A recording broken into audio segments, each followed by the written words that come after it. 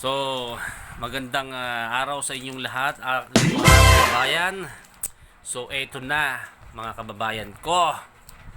Eto na yung pinakahihintay nating lahat. Woo!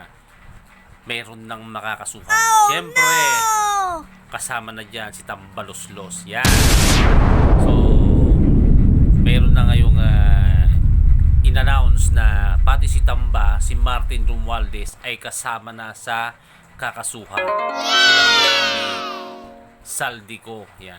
So, panoorin natin ito mga kababayan sapagkat ito ay mahalaga na ating malaman na ito ba kung totoo ba talagang makakasama na si Tambaloslos, si Martin Romualdez. So, ito na mga kababayan, panoorin na natin. Let's go! Magandang gabi po, Luzon, Visayas at Mindanao. Pinakakasuhan na ng plunder, graft at direct bribery sina dating House Speaker Martin Romualdez at dating Congressman Zaldico kaugnay sa maanumalyang flood control project sa bansa. Ang rekomendasyon na yan inihain sa Ombudsman ng Independent Commission for Infrastructure o ICI at ng DPWH. Kasama sa mga ipinasa nila ang kahong-kahong dokumento, mga kontratang konektado umano kay Ko, pati ang mga naging testimonya sa Senado. Isinuwiti rin nila ang mga testimonya sa Senado ni Orly Gutesa na nag-deliver daw siya ng mali-malitang cash sa mga bahay ni na Romualdez at Ko. Nakatutok si Salima Refran.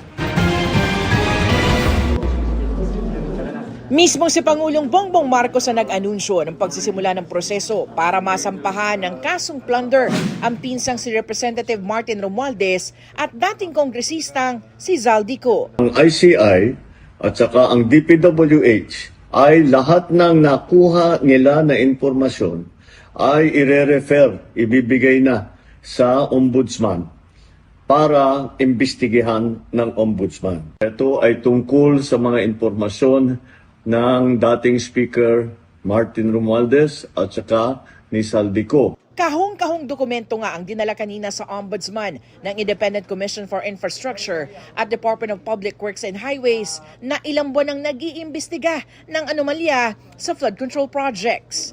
Sakop ng mga dokumento ang hindi bababa sa 100 bilyong pisong halaga ng mga kontrata na napunta sa Sunwest Incorporated at High Tone Construction.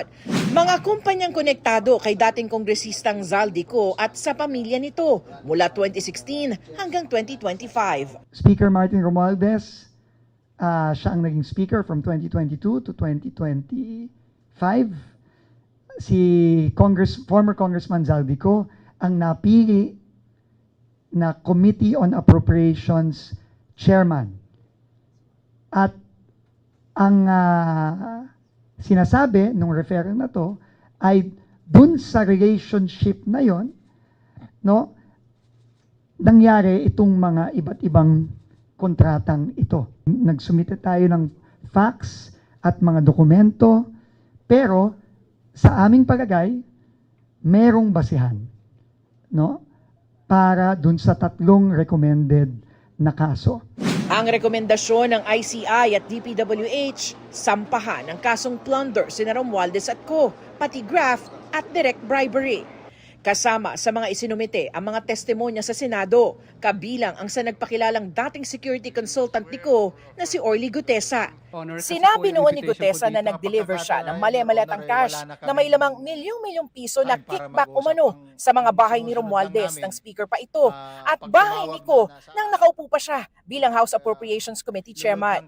Ang mga nilabas naman na video ni Ko sa social media, ayon kay DPWH Secretary Vince Dizon, hindi nila maisama sa kanilang rekomendasyon dahil hindi ito pinanumpaan ng dating kongresista. We cannot include statements that are not sworn. That is the most important difference.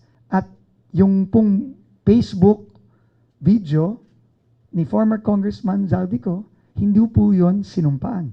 Humarap noon sa ICI si Congressman Romualdez, pero ang depensa lamang daw nito, assumption of regularity o pag-iisip na tama ang lahat ng nasa national budget at nasunod ang tamang proseso kahit walang patunay. Ang parati kong naririnig from all of the witnesses, they assume regularity, hugas kamay, sa madalit sabi. No?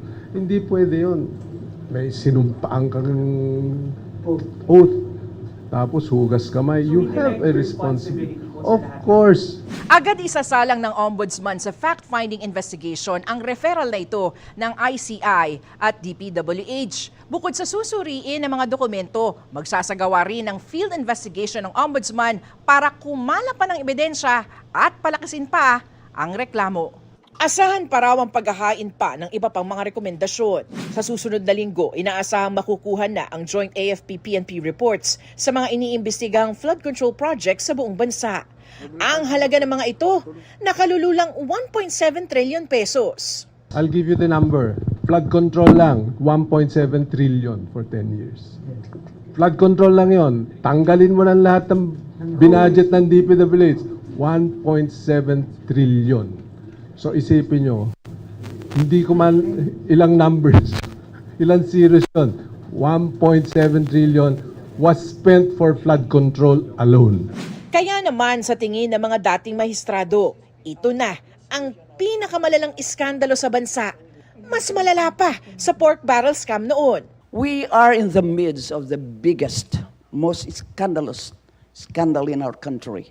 The amounts involved in this ongoing flood control and infrastructure scandal have made the Napoles PDOF seem like a chump change. The sheer outrageousness of the sums involved in this newest scandal and the blatant nonchalance of the personalities purportedly involved are mind-boggling. Pero sabi ni dating Sandigan Bayan Presiding Justice Amparo Cabotaji Tang, sadyang mahirap litisin ang plunder sa korte. To the general public, the plunder law is perhaps the gravest crime that may be committed by a public official.